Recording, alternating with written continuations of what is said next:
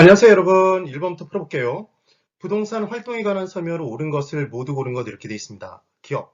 토지 소유권의 범위는 공중지표 지하로 입체적으로 구분되어 있지만 몇 미터 몇 미터까지가 정해져 있지 않았죠. 구체적이 틀렸네요. 그래서 기억이 X인 순간 기억이 들어있는 1번과 2번을 지워요. 니을. 공인중개사의 중개활동, 일반인이 하면 1차 수준의 활동이죠.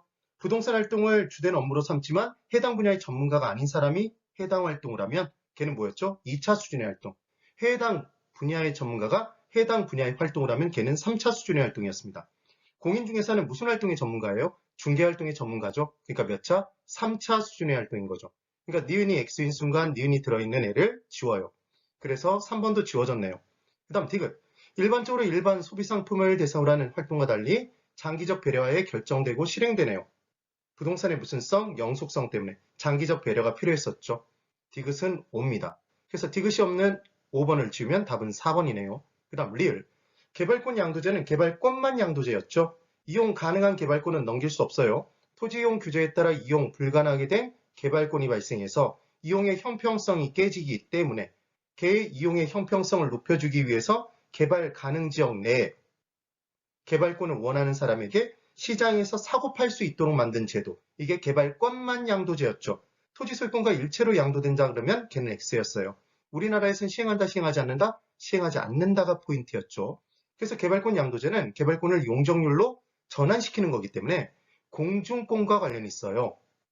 그 다음 용적률 인센티브 제도는 바람직한 무슨 일을 했을 때 녹지를 많이 조성했다. 그러면 바람직한에 위로 더 올릴 수 있는 권한을 줄게. 이렇게 용적률 인센티브 제도가 있는 겁니다. 얘도 공중공간과 관련 있죠. 구분지상권은 지상, 공중과 지하 둘인데 지금 셋 다 공통적으로 있는 건 뭐죠? 공중권이지 지하권이 아니죠. 그래서 리얼 X입니다. 미음. 부동산 활동을 임장활동으로 규정하는 근거는 임장활동은 장소에 임해서 활동하는 거예요. 부동산이 움직이지 못하니까. 무슨 성? 부동성. 그 다음 부동산 활동은 부동산이라는 물건을 대상으로 하는 거죠. 대물활동 때문에 하는 것이다. 기억해 두시면 돼요. 그래서 지금 1번은 4번이 답이 됩니다. 그 다음 2번. 지금 균형 가격의 변화를 물어봤습니다. 그럼 딱 뭐가 기억나셔야 되죠? 분리수거가 기억나시면 되죠. 그럼 분리수거는 P는 P끼리 모으는데 마이너스를 떼고 더하는 게 제일 중요한 포인트였죠. 그 다음 2번. 금액은 큰 금액에서 작은 금액을 빼는 거예요. 만약에 그 작은 숫자가 마이너스가 붙어 있으면 마이너스니까 플러스로 바뀐다는 걸 기억해 두시면 돼요. 그럼 이제 해볼까요? 시장 공급 함수가 QS는 4P랍니다. 그러면 4P와 QD1 원래의 수요 함수에 같게 놓고 풀면 되죠. 그럼 4P와 P니까 5P겠죠. 그럼 5P는 큰 숫자에서 작은 숫자를 빼려고 봤더니 숫자가 하나밖에 없어요. 1500이에요. 그럼 5P는 1500이니까 P는 300입니다. 그 다음 두 번째, QD2는 2000-P예요. 그럼 4P와 마이너스 P, 마이너스 떼고 더하면 5P죠. 5P는 2000이네요. P는 400.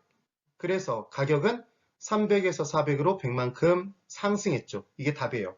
근데 또 하나 기억해 두실 수 있는 건 지금 수요함수가 마이너스 P 똑같은 상태에서 숫자만 1500에서 2000으로 증가했잖아요.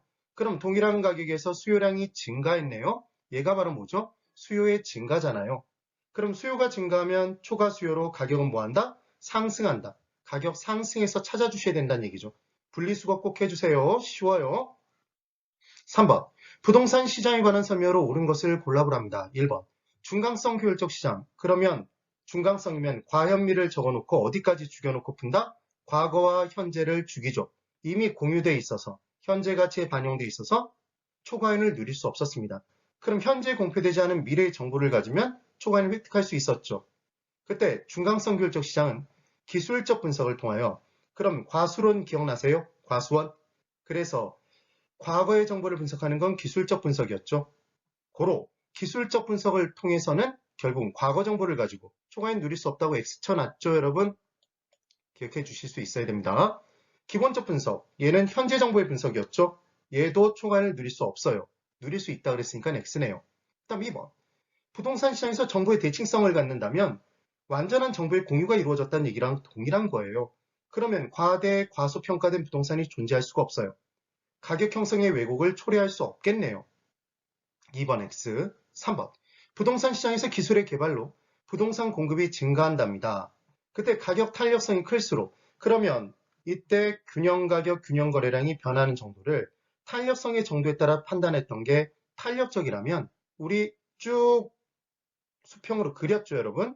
그럼 이렇게 그려놓고 출발하면 상하 변화는 작죠, 좌우 변화는 커요, 가격 변화는 작죠, 거래량의 변화가 크답니다. 그래서 균형 가격의 하락폭은 작아진다? 네, 작아진다가 맞죠. 기억을 해주셔야 됩니다. 왜 가격은 하락하죠, 여러분? 공급 증가, 초과 공급, 가격은 하락. 지금 그 얘기인 거죠. 3번이 맞네요. 4번. 완전 경쟁시장은 완전한 정보의 공유가 이루어져서 정보의 차이가 존재하지 않으니까 정보 가치가 무조건 빵이에요. 그럼 정보 비용이 무조건 빵이죠. 그럼 최종적인 초과이익도 반드시 빵입니다. 할당이 효율적인 시장이 돼요. 반드시, 언제나 꼭.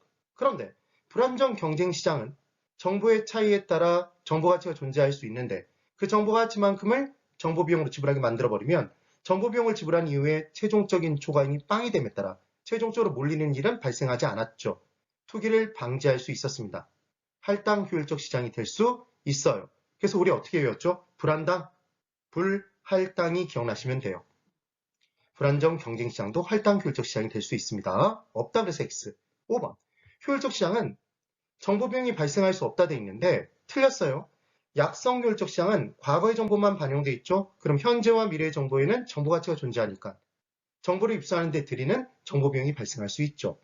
중간성 효율적 시장은 과거, 현재, 미래 중에 과거와 현재까지 반영돼 있으니까 미래 정보에는 정보 가치가 있잖아요. 그럼 정보 비용이 발생할 수 있죠. 강성 효율적 시장이 과거, 현재, 미래의 정보가 다 반영돼 있으니까 그 어떤 정보로도 초과이익을 누릴 수가 없습니다. 그래서 강성 효율적 시장이라고 꼭 집어나오면 과, 현, 미 모두 정보가치 빵, 정보비용 빵 그렇게 나오겠죠.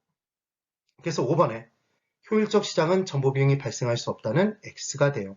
효율적 시장이 강성 효율적 시장만 있는 건 아니다. 약성도 있고 중강성도 있다. 약성과 중강성에서는 각각의 정보별로 초과이익이 발생할 수 있고 정보가치가 있을 수 있고 그래서 정보비용이 발생할 수도 있더라. 기억 꼭 해두시면 됩니다. 네, 오늘 여기까지입니다. 대단히 수고 많으셨습니다.